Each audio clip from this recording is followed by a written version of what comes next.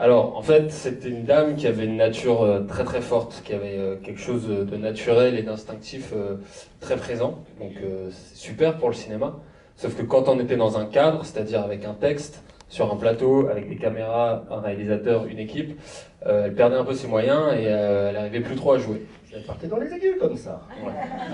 Donc, ça refais les aigus. Ah, mais c'était comme ça. Oh, Victor, c'est pas mal. Hein, et donc, l'idée, c'était de lui faire oublier qu'on jouait et qu'on était en train de faire un film, etc. Donc, j'ai discuté avec elle un peu avant de tourner pour voir vers où, enfin, ce que je pouvais improviser, quoi, avec elle. Et donc elle me dit, avant que je parle avec elle, elle me dit qu'elle chante dans une chorale, etc. Je lui dis, ah, ben, c'est super, vous allez nous chanter, quand les caméras tournent, vous allez nous chanter une petite chanson, quoi. Le temps des cerises. Le temps des cerises. Et Marie-Lou, elle me dit, ah non, non, non, surtout pas, surtout pas. Elle était stressée et tout. Et je dis, ok, y a pas de souci. Et donc il dit action. Et là je lui dis, ouais, tu vas nous chanter une petite chanson. Oui, parce que tu parles de la chorale pendant Voilà. la scène. Et en fait, elle s'est levée pendant la scène, ça tournait, et elle s'est mise à chanter pendant 4 minutes le temps des cerises. Et alors c'est très drôle là, et c'est très drôle quand Damien en parle, mais en fait, nous ça nous a bouleversés, on était en larmes avec Guillaume, parce qu'elle était bouleversante. Et Ouais, vous avez été surpris. en fait, on a été surpris, je sais pas si c'est une dame qui avait une telle vibration, un truc, elle nous a accueillis, quoi. Et ce qui était marrant. On peut le mettre sur le DVD. Oui, oui, je viens de lui envoyer la scène. Mais ce qui était marrant, c'est que c'était vraiment l'arroseur arrosé, c'est-à-dire que toute la première partie de la scène, c'est lui qui prenait les choses en main et qui l'amenait un peu là où il voulait. Et d'un coup, elle les a surpris. Et je pense que c'est pour ça que vous avez été très ému. Guillaume, lui, il n'avait rien suivi de tout ça, puisqu'il était censé être en observation, donc il n'a pas compris ce qui se passait. Et c'est vrai que c'était très émouvant. C'était moins émouvant au montage.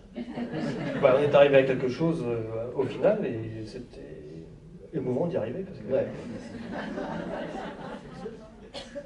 Oui, bonsoir. Merci à tous les trois et aux autres pour le film. Oui, quand je dis aux autres, c'est parce qu'au dégénérique, on voit que vous mettez avant le dégénérique classique tous les qui accompagnent les photos, toutes les personnes qui participent à la construction du film. Bon, c'est voulu. C'est quoi le dégénérique? Ben là, après le déroulant? la dernière scène. Ah oui, le générique de fin. D'accord, pardon. Oui, je croyais que ça s'appelait comme ça. Non, non, mais je ne savais pas. Un générique dégénéré. Un dégénérique. C'est dégénéré. Ah, au pluriel. Enfin bon, bref, d'accord. Non, non, On l'a jamais compris. dégénérique, comme on bouche une bouteille, puis on la débouche, donc voilà. Bah, Mais- franchement, mais, tu savais ça? Non, on Ah, dit non, plutôt voilà, que je j'ai pas écrit. seul, Je d'accord. l'ai peut-être inventé dans ma tête, mais Mais bon. c'est très poétique, et j'adore, et maintenant on va reprendre ça. Bon, alors, je perds le fil. Générique Donc, de j'ai- fin. Voilà, Dégénérique, j'ai- d'accord. mais non, non. c'était pas prévu dans la question. Donc j'ai une question pour le monteur, c'est une question un peu générale, mais on a rarement des monteurs. Est-ce que c'est le même métier de faire un montage depuis le numérique ou avec l'argentique, je ne sais pas si on dit comme ça pour les films, que je suppose que vous avez quand même fait des montages avec l'argentique. Alors, heureusement, je suis pas si vieux. J'en ai fait un tout petit peu. Un tout petit peu. Des courts-métrages, des choses comme ça. Non, non, c'est très différent. C'est très différent parce qu'en numérique, on a plus de plans, on peut faire, défaire tout le temps ce que l'on fait, on peut faire plusieurs versions du même montage. En pellicule, c'était très compliqué, très long. Faire une coupe en pellicule, c'était très long, il fallait prendre la bobine, la couper, aller chercher l'autre plan, le coller, le scotcher. Alors qu'en numérique, il suffit de faire un clic avec une souris et on a la coupe et on peut l'ajuster autant qu'on veut. Donc à la fois c'est bien parce que tout est possible, et en même temps c'est compliqué parce que tout est possible. D'accord. Et alors j'ai deux questions pour le réalisateur. Je me rends compte que c'est des questions vraiment très techniques. Bah oui. Alors, Restez là, s'il vous plaît. On va vous en raconter des drôles après. au début du film, avant qu'on entre vraiment dans le film, c'est vraiment les premières images, donc on a le temps de s'intéresser à une question plus technique. On voit des reflets de caméra qui sont vraiment très forts. Alors, est-ce que c'est voulu pour montrer l'époque où peut-être les caméras étaient moins moins efficaces, ou je sais pas quoi. Des flares, vous voulez dire avec le soleil? Les petits octogones qui Ouais. apparaissent enfin c'est des reflets dans la chambre de caméra, je crois. Oui, c'est les flares, Donc c'est ça. est-ce que c'est voulu, ou voire exagéré? En tout cas, ce qui est voulu, c'est qu'on les ait gardés. Ok. D'ailleurs, on l'a pris dans le main et puis on regarde. Dernière question promis. Pourquoi avoir collé la coiffure de Tintin à Guillaume de Tonquédec? Est-ce que vous connaissez Philippe Besson? Non, pas du tout. Ben voilà, alors regardez-le, vous aurez la réponse. En fait, je lui ai fait, à partir du moment où on a pris Guillaume, comme il lui ressemblait un peu, j'ai creusé la ressemblance, on lui a fait la coupe à la Tintin, comme vous dites. C'est vrai que Philippe a une coupe à la Tintin. J'ai regardé comment dire, les magazines, on l'a habillé un peu pareil. Et on est même allé jusqu'au stylo, j'ai demandé à Philippe avec qu'est-ce qu'il avait comme stylo, je crois qu'il allait me dire un Mont Blanc. En fait, c'est un Muji, 3,50 €. C'est son stylo pour lesquels il signe tout ça. Donc voilà, ça c'était un peu la blague, parce qu'après j'ai inventé beaucoup sur son caractère et sur son personnage. Mais donc voilà pourquoi la houppette de Tintin. Ça se passe à Cognac, tu as inventé cette marque qui n'existe pas, je crois. Oui. Mais C'est ton côté documentariste qui revient, là, je pense. Non, mais en fait, dans le roman, ça se passe dans la campagne quand même autour de Cognac. Mais il fallait que ça se passe sur 10 ans, sur 30 ans, le roman. Moi, j'ai tout placé sur un week-end. Et dans le roman, il y a une phrase qui dit que les parents de Thomas, donc cheveux rasés, qui étaient viticulteurs dans le Cognac. Et moi, il se trouve que j'avais fait un petit documentaire sur NSI. Donc c'est un milieu que je connaissais bien. Et je m'en suis servi de toile de fond. Dans le roman, le personnage de Lucas est aux États-Unis, mais dans la Napa Valley, et il est pour les vins de je sais pas quoi. Donc voilà, moi j'ai tout placé dans ce cadre, et on a pu tourner dans les caves d'Annecy, dans la maison familiale d'Annecy, tout ça, des endroits où vous avez toujours refusé qu'il y ait des tournages. Donc grâce à ça, on a pu tourner dans tous ces lieux-là qui sont assez cinématographiques. Et il y a un personnage qui n'existe pas dans le roman, c'est le personnage de Gaël, c'est ça? Ouais, Gaël. Alors, Gaël, il n'y a pas une femme dans le roman, hein, puisque voilà. Mais c'est pas pour ça. Et donc, j'ai inventé donc voilà. Donc là, nous en avons une, 20% des rôles principaux finalement, puisqu'il y a les deux petits, etc. Non, en fait, c'est pas pour ça que j'ai inventé, c'est qu'il y a un thème par rapport à l'adaptation, les différences entre un roman et un film. Dans le roman, ce qui est très important, ça court tout le long du roman, c'est le rapport à la province, et le rapport à Paris-Province, le dédain qu'il peut y avoir, etc. des fois. Et ça, il a fallu que j'invente un personnage pour incarner cette problématique. Sauf que moi, dans le roman, il n'a jamais voulu retourner dans sa province, parce qu'il y a souffert, etc. Et je trouvais que c'était un peu court, et j'ai voulu un peu tirer et un peu inventer ça, c'est-à-dire, quand elle dit rester n'est pas forcément subir. C'est-à-dire, je trouvais que voilà, c'est ce que je pense aussi de la province. Maintenant, on n'est pas obligé de subir, même si des fois, comme elle le dit, quand on est différent, comme dans un petit village, c'est peut-être plus difficile. Mais voilà, je voulais aller un peu plus loin. Et donc, j'ai écrit ce rôle pour Guylaine, qui était une amie, et je pense que vous l'avez vu dans plein de films, plein de seconds rôles, et j'avais envie de lui donner un rôle. Moi, j'aime bien ces seconds rôles qui, au début, on croit qu'ils sont un peu utilitaires. Hein, on la prend un peu pour une cruche, et en fait, d'un coup, elle a son univers à elle, et je voulais que le spectateur ressente comme Stéphane ressent face à elle, et voilà, quoi, que ça change la perception qu'on a d'elle. Donc voilà pourquoi j'ai inventé ce personnage. Oui, bonsoir. Alors, moi, j'ai pas de questions proprement dites, j'ai simplement vous dire mes félicitations pour le film. C'est un bon moment parce qu'il y a beaucoup de justesse quand vous jouez. Je pense à Victor Belmondo qui m'a beaucoup surpris. Je ne m'attendais pas du tout à ça. Comment je dois le prendre ça? Je suis pas. Bon, je m'en vais, si vous voulez. Et non, mais je trouve qu'il joue avec beaucoup de pudeur, beaucoup de délicatesse, beaucoup de sensibilité. J'ai été scotché. Il y a une scène qui m'a fait pleurer, c'est quand vous pleurez justement. C'est beau, c'est magnifique. Vous avez fait un film avec beaucoup de tendresse. Moi je le dis, sans quoi je ne voulais pas y aller. Non, je parle franchement. Hein. C'est pas du tout ce genre de film. On revient de loin. Hein. Et j'ai été vraiment surpris. En plus, je ne connais pas du tout le romancier. Et je parlais avec un collègue, je lui disais, mais c'est marrant, mais il doit ressembler à ton cadet qui doit ressembler au romancier, c'est pas possible. Et lui, alors aussi, il y a une scène, au moment où il prend le micro et qu'il parle pendant un quart d'heure, on n'a pas envie de faire. Non, on a envie de dire continue, continue, parce que c'est là où il y a cette ouverture, en fait. Ça y est, il voit qui il est, son personnage lui-même, parce qu'en fait, il se montait même aussi à lui-même. Il montait aussi. Il arrête avec un mensonge. Et là, je suis maintenant, arrête de dire des conneries, tu as tout dit, tu as tout dit. Et c'est vrai que dans le film aussi, j'ai entendu, il y avait beaucoup de silence, et c'était le plus important, en fait, c'était vraiment respecté. Il y avait beaucoup de sensibilité, beaucoup de poésie aussi.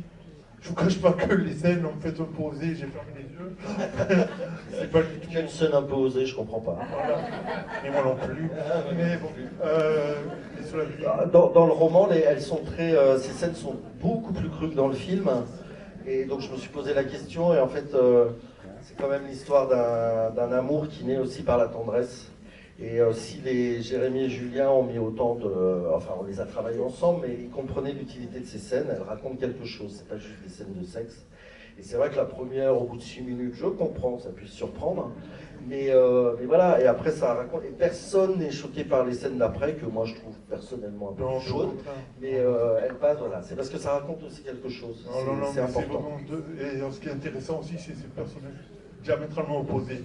Ça, c'était intéressant d'avoir fait ce cocktail, en fait. Merci beaucoup. Merci beaucoup. Merci. Justement, j'ai...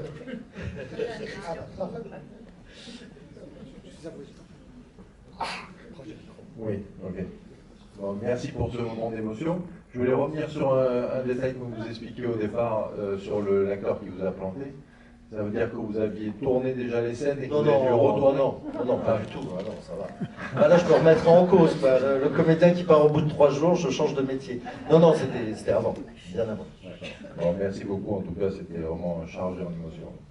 Et la musique. À la musique, je vous en parlais, mais parce que je rebondis sur ce que disait monsieur, je pensais à un truc où vous disiez que vous aviez pleuré quand il pleurait. Sachez que moi aussi, j'ai beaucoup pleuré sur le tournage, parce qu'en fait, on a commencé par les scènes de fin, qui sont très, très émouvantes, et c'est vrai qu'à chaque fois que moi, je vous dis un truc, il voyait que je pleurais, et du coup, dès que je pleurais plus, il pensait qu'ils étaient mauvais. C'est vrai, en fait, dès le premier jour, il était en larmes. On fait notre première scène, il dit coupé, il était en larmes. On dit bon bah, ok, cool. Et en fait, du coup, dès qu'il pleurait pas, on se disait qu'on était mauvais, qu'on était déçus. Oui, mais enfin, après, on a tourné des scènes de comédie, et je disais là, j'ai pas pleuré. Je riais. Ouais, enfin, oui. Mais cette scène du discours à la fin, je parlais de ces scènes, l'autre scène qui m'avait, où je pensais que ça allait être difficile, on avait de la figuration, on n'avait qu'une journée pour faire toute cette scène qui est pas beaucoup. Et c'est vrai que, pareil, on était plutôt sur Guillaume. Victor, c'était quand même une scène muette où il ne peut pas s'appuyer sur les mots. Il avait quand même donné la réponse à Guillaume par ses regards pendant une journée, et on tournait ce plan-là sur Victor juste à la fin. Moi, je me disais, mais il va être étamé, il va être fatigué, comment on va y arriver? Et ça, alors là, mais là, j'étais pas le seul, on pleurait tous. Et c'est vrai qu'il l'a fait, voilà. Moi, je suis admiratif.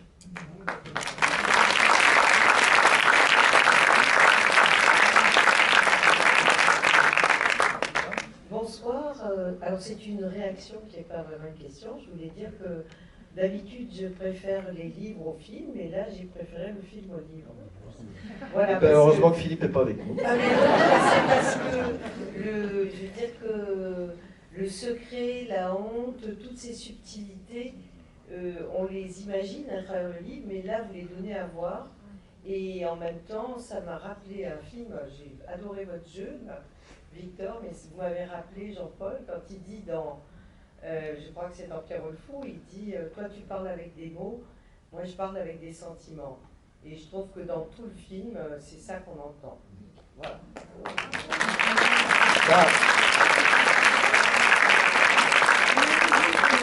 Ah oui, la musique, pardon. Alors c'est Tilacine. Qui a dit la musique là? Tous. Bon d'accord. Tilacine, c'est un musicien d'électro qui fait des concerts incroyables. Je vais vraiment aller le voir en concert. Et en fait, il fait quelques musiques de films. Et moi, j'ai écrit la dernière version du scénario avec un de ces morceaux. Donc j'ai dû l'écouter 2500 fois en boucle comme ça. Et à la fin, je ne pouvais plus m'enlever ce morceau de la tête. Donc je suis allé le voir. Et en fait, on est reparti de ce morceau qui existe. Et là, on a, comme on dit, dénivelé. Oh là là, je trouve plus mes mots. Hein. Enfin voilà, on a fait des variations. Décliné, On a pris les notes et on a recréé d'autres morceaux. Et je lui ai demandé de faire tout ce travail. Donc ça part d'un morceau existant, mais il l'a entièrement réarrangé. Et il l'a entièrement recomposé. Je voulais une musique un peu classique, mais aussi un peu moderne, un peu ce mélange, quoi. C'est pour ça que je voulais pas un compositeur de musique plus habituel ou plus classique. Et je l'ai tiré, je l'ai amené vers quelque chose aussi, il y a des violons, il y a des trucs. Donc voilà, on a fait un échange. Elle fait pas de Sarah Frahm. Merci, ouais, c'est important pour moi la musique, absolument, ouais. Merci. On n'a pas parlé de jeunes, tu peux nous en dire deux mots? Eh ben ils sont super. Non, mais je les adore et j'ai commencé le tournage avec eux et j'ai rarement vu des jeunes d'une maturité, d'une intelligence comme ça, vraiment. Et moi j'avais fait un film Tokyo Shaking avant qui s'était un peu planté en salle, donc j'étais un peu à me dire oh, à quoi bon. Et j'ai commencé avec eux 2 mois après, j'ai eu la chance que ce film se soit déclenché 2 mois après. Et ils m'ont redonné le peps par leur intelligence. Et puis après, 2 mois après, on tournait les scènes d'hiver avec Victor et Guillaume, qui ont continué de me donner le peps. Et c'est vrai que Guillaume raconte que, comme j'avais tourné une partie des flashbacks avant, Guillaume, comme c'est ses souvenirs, il m'avait demandé à aller voir. Tu te souviens, hein, je l'avais montré, parce que, voilà, et comme il dit, oh là là, le niveau est haut. Et donc voilà, mais après ça n'a fait que... Donc voilà. Et l'un des deux, on va le retrouver au mois de mai dans un film qui s'appelle Paradis, que je vous conseille. C'est un film formidable et il joue un rôle de jeune toujours, mais c'est fabuleux. Victor, tu n'as pas arrêté depuis. Est-ce que tu peux nous dire deux mots de tout ce que tu as fait là, parce que tu as enchaîné, c'est incroyable. Oui, donc il y a celui-là le 29 février. Il y a la série Bardot, dans laquelle j'ai joué Roger Vadim, qui va être diffusée sur France 2 et Netflix. Il y a le film de Jean-Pierre Améris qui sortira en octobre. Et il y a le film d'Ivan Attal qui sortira je sais pas quand, mais... Comment ? Le titre, il est en chantier là. Et après, il n'arrête pas de tourner. Et après, là, on est heureux de l'avoir là. Hein, je commence un film la semaine prochaine. Je commence un tournage la semaine prochaine. C'était la dernière présentation. Ouais, c'était la dernière présentation, je suis content. C'était avec vous, j'avais des invités qui étaient là, c'était cool. Une dernière question peut-être. Je voulais vous rappeler que le film sort le 22 février. Le film a besoin de vous, comme d'habitude, mais il y a énormément de films. Parlez-en. Donc parlez-en autour de vous. Je remercie KNBO, c'est un distributeur qu'on voit souvent sur nos écrans. Il est où Mathieu? Oui, parce que voilà, Mathieu il est de Aix aussi. On avait oublié de vous dire ça. Là il loge chez ses parents. Je suis content de présenter un de leurs films parce qu'on a souvent des films de KNBO, mais rarement des équipes qui viennent, donc merci Mathieu. Et voilà, donc on se retrouve, nous on a plein de rencontres, vous verrez, il y a Dalva, il y a Le Bleu du Caftan avec Myriam Touzani qui revient, c'est un film magnifique, un film marocain. Donc merci de votre fidélité et merci à tout le monde. Merci beaucoup. Merci.